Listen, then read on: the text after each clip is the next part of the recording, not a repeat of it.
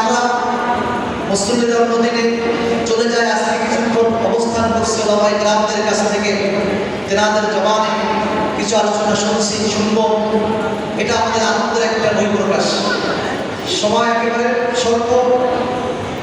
আরেকজন সম্মানিত বক্তা এখানে বসা আছেন, তাকে সময় দিতে হবে। তো আসলে এই আনন্দ এবং বেদনা আমাদের জীবনে আমাদের প্রত্যেকেরই জানা আছে।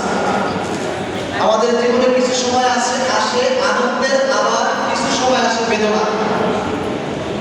দেখবেন মানুষের স্বভাব, মানুষের প্রকৃতি হলো সে যখন আনন্দে থাকে, সে যখন খুশি হয়, তখন সেটা ভালো লাগা পছন্দের কাজগুলি করে।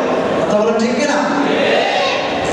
এজন্য যারা বেদিন, যাদের মধ্যে দিন নাই, এলেমের নূর নাই, ইমানের আলো নাই, দেখবেন এরা যখন এদের জীবনে কোনো কারণে কখনো খুশির সময় আসে, আনন্দের সময় আসে, এরা তখন পার্টি করে, নাচানাচি করে।